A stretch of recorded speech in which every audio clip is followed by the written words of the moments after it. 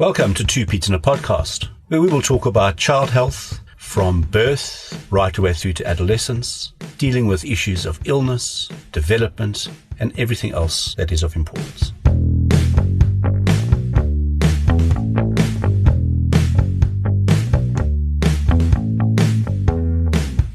Hello everyone and welcome to episode 25. We decided to sneak in a dehydration podcast.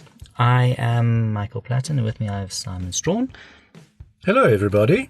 Nice to be here. Yeah, we had a bit of a discussion about had we covered this topic adequately in previous podcasts, and then we thought, it's such a important point and so many parents always worry about dehydration. We thought let's just do one specifically on that. Just summate it into one. Good idea. Yeah. Quickly listen. So hopefully it'll be quick. Right. Signs of dehydration. Now that depends on how old your child is. It's a bit easier to identify in the younger child than the older child. Do you agree? Yes, I do. Okay. What I'm going to do is I'm going to run through the signs of dehydration from the top of your baby or child all the way down to the bottom. And then afterwards we're going to select out the things that you need to be looking at as a first sign of dehydration and then later signs or more severe signs thereafter. Because it is a little easier to pick it up in younger children than older children. Very often I find that older children, people misassess. In other words, they underestimate how dehydrated the children are. Whereas in younger children it's easier. But you can go through the signs and we'll talk about that. Okay, so with children that still have an open fontanelle or the hole at the top of their head, if that gets pulled down, we call it a sunken fontanelle. That is a sign that there is reduced fluid in the body. And that is because as water reduces, there's less water around and in the brain, and that pulls in.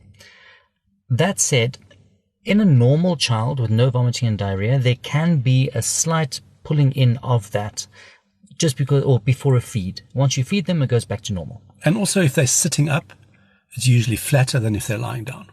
Just because of the pressure distribution. Yep. And it can also pulsate randomly. Yes, that's important. People often ask that. If you put your finger on it, you can feel it actually pulsing like the pulse, and that's normal. Yeah, the relevance of that for this podcast, not so much, but it's fine, it's there, we said it. We'll cover it later. The next sign is we look at the eyes to see if they've pulled back or into the skull. This we call sunken eyes. And that's also because there's less fluid and they pull back. And they also aren't as glistening or shiny as normal. And they get that kind of grey appearance on the skin, and you can see that they're just retracted a little bit, so it's sunken. Yeah. Or sallow. I think that's the word, sallow. Then in the mouth, they won't be drooling as much or not at all. And if you look at the tongue, it's going to be very dull. It'll be not like glistening. Exactly. So it won't be you won't see like spittle and watery stuff. It'll be a bit tacky and sticky, or it might be completely dry. Just jumping back up, the eyes. When they cry, they do not cry with tears. So moving down, we now start to look at what the baby feels like on its hands and feet. And if you really are dehydrated, your hands and feet will feel cooler than the rest of your body. If you were going to measure the pulse, you'd find the pulse would be a bit quicker. And just like Mike's explained that the fontanelle and even the eyes can become a bit sunken because of reduced water is going to make the skin not quite as elastic. In other words, if you had to gently pinch the skin on your baby's chest and you let go, it would immediately just go back to how it was if the baby was not dehydrated. But if the baby is dehydrated in the main and you pinch it like that, then it kind of takes a little longer just to go back to normal again. Okay, so that's the periphery, so the hands, feet, and the body. The next thing we look at is urine output. How much urine are they passing? Are they missing wet nappies, or is it just less than normal? And for a baby, we want a wet nappy every 3 hours. At a push, they can skip one, but they have to have a pee within the next, or by the next 3 hours. So 6 hours is our cutoff. If they are missing another one, then there's definitely a significant dehydration. We need to have a look at them. Yeah, and I would also like to just add in the color of the urine. So normally when you wee, it's a kind of yellowy color, a little bit. Say straw color. Yeah, but when you get dehydrated, just for example, think about you've gone on a long run or you've done a good bout of exercise and you need a bit of fluid. Very often then you go to the loo and you're weeing very yellow urine. Yellow to orange. So when you are heading towards dehydration, your kidneys are going to try and conserve water. So they don't want to wee out the water because you're usually pooping it out or vomiting it out anyway. So they're trying to keep it in your body. And what happens when you try and wee and not put water with it is you get very yellow urine.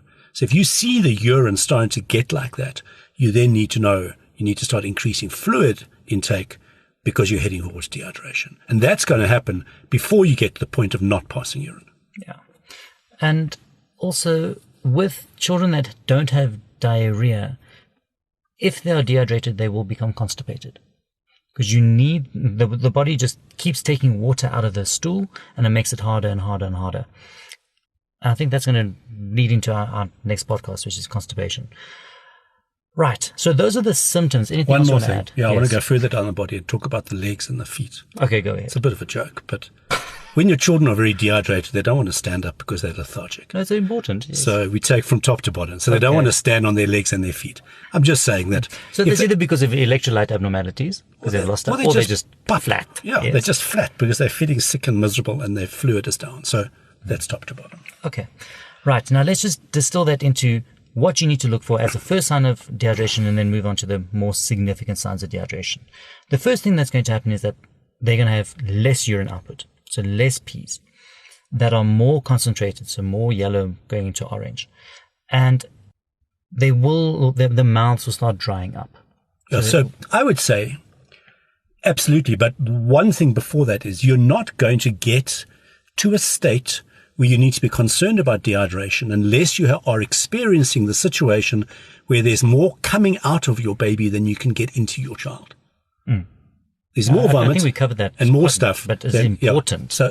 So it's important to be aware when that is happening that you need to now be looking for the thing that Mike is talking about, the change in urine color and the drying out of the mucous membranes in the mouth. Yeah.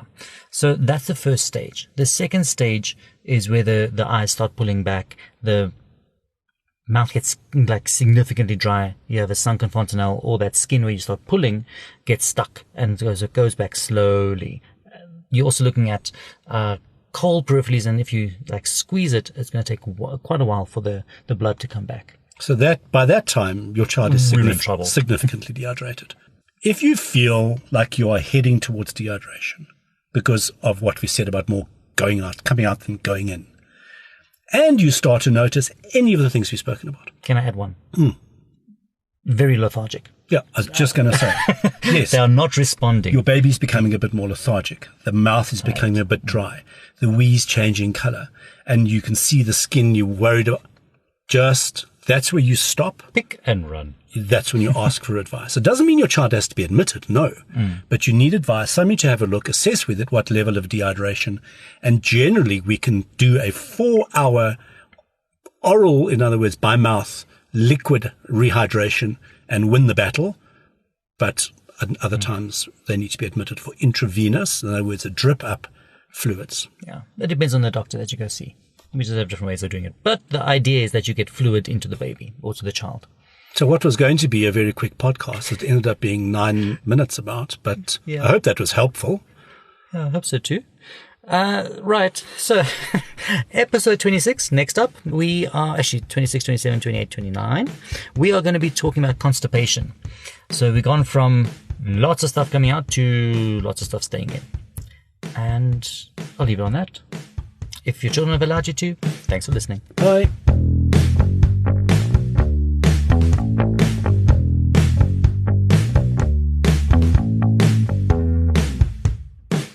Thanks for listening. If you found this of value, please be sure to sign up to our email list at www.careforkids.co.za, and that's the numeral 4, and subscribe in your favorite podcast app or follow us on Facebook.